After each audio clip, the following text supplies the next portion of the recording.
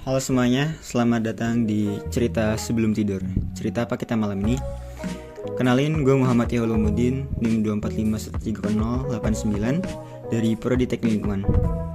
Kali ini gue bakal cerita tentang Shell. Ya bener, yang kemarin lagi rame-rame karena kompetitornya melakukan pengoplosan. Jadi membuat penggunanya skeptis, membuat penggunanya trust issue. Jadi beralih ke Shell. Dan sebenarnya gue juga pengguna Shell. Yoi. Gue sebenarnya pakai Shell nih cuman di rumah. Karena emang Shell di Jogja ini nggak ada ya. Dan di sini gue juga pakainya sepeda. Manifestasi lah ya sebagai mahasiswa teknik lingkungan, mengurangi polusi, mengurangi karbon. Cuman kali ini gue gak bakal cerita tentang itu. Gue bakal cerita tentang gimana sih Shell ini merenggut kehidupan di Nigeria.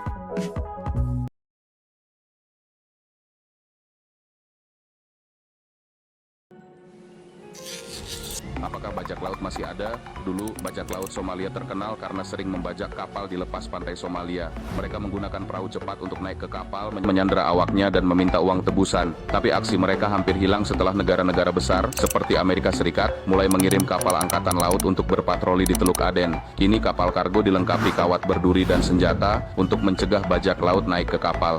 Namun, bajak laut modern kini muncul di Teluk Guinea. Di Nigeria, sejak minyak ditemukan pada 1950-an, perusahaan besar seperti Shell mencemari air di Ogoniland, membuat 261 komunitas warga tanpa air bersih hingga kini. Frustrasi tanpa pekerjaan, para pemuda mulai merebut kembali minyak yang mereka anggap sebagai hak mereka. Menariknya, banyak orang di wilayah ini menganggap mereka sebagai pahlawan karena berani melawan perusahaan besar. Akibatnya, Teluk Guinea kini menjadi pusat bajak laut dunia, dengan 95% serangan terjadi di sini.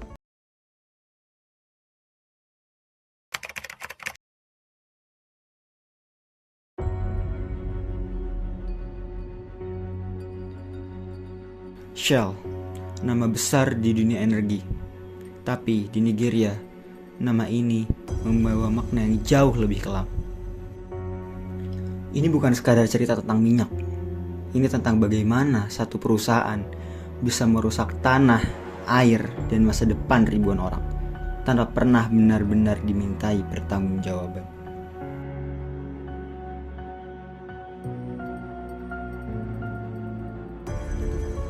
Nigeria adalah salah satu produsen minyak terbesar di dunia. Dan Shell adalah pemain utama di sana sejak 1950-an.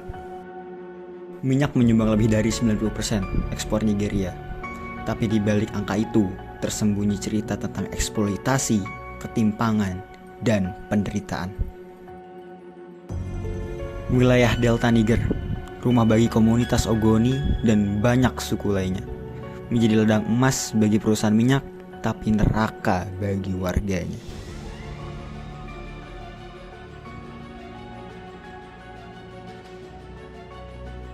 Shell mengoperasikan ribuan kilometer pipa minyak yang menyalurkan hasil bumi Nigeria ke pasar dunia. Tapi tahun demi tahun pipa-pipa itu bocor, sungai menjadi hitam, udara menjadi racun. Shell berdalih mereka bilang pencemaran terjadi karena sabotase kelompok bersenjata atau warga yang nekat membobol pipa untuk mencuri minyak. Tapi fakta-fakta di lapangan berbicara lain.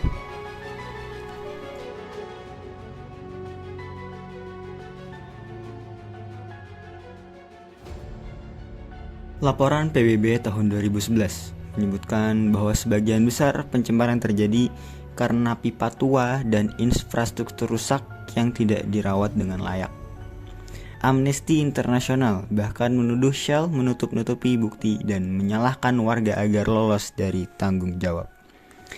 Pengadilan Belanda tahun 2021 akhirnya memutuskan Shell bersalah atas pencemaran dan kelalaian penanganan.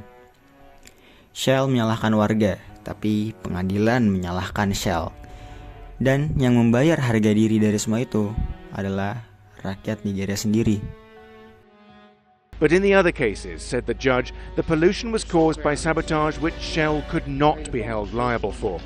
a partial victory for the plaintiffs and a measure of relief for Shell in the Netherlands. We're very pleased with the verdict. It's clear that the judge ruled that neither Royal Dutch Shell as a parent company nor our local company in Nigeria, Shell Petroleum Development Company, has been held liable for the claims submitted.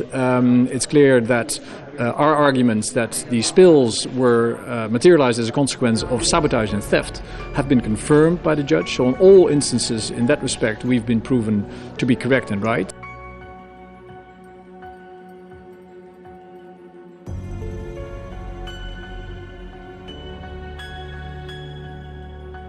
Bayangkan, air minummu tercemar.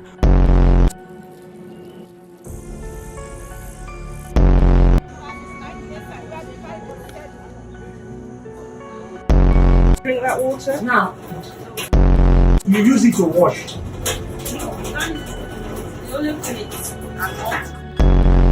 Udaramu bau bensin.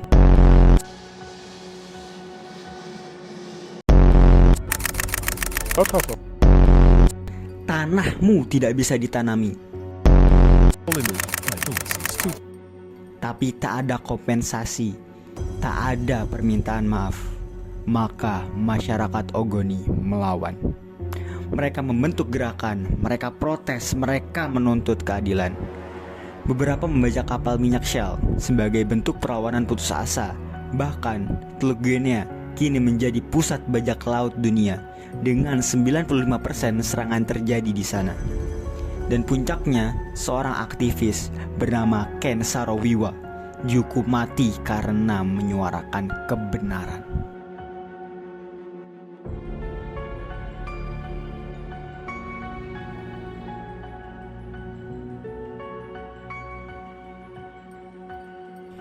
Dalam perspektif antropologi, ini bukan cuman soal lingkungan.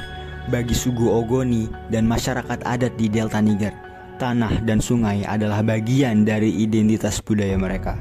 Saat sungai tercemar, bukan hanya ikan yang mati, tapi juga upacara adat, warisan leluhur, dan seluruh sistem kepercayaan yang hancur. Mereka kehilangan lebih dari rumah, mereka kehilangan makna hidup mereka sebagai manusia yang menyatu dengan alam.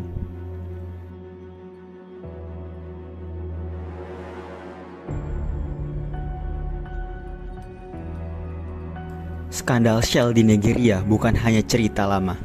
Ini adalah pengingat bahwa di balik kekayaan minyak bisa tersembunyi kemiskinan, penderitaan, dan kematian. Pertanyaan sekarang, berapa banyak lagi yang harus dikorbankan sebelum dunia benar-benar peduli? Saya Muhammad Yaulumuddin. Wassalamualaikum warahmatullahi wabarakatuh. See ya.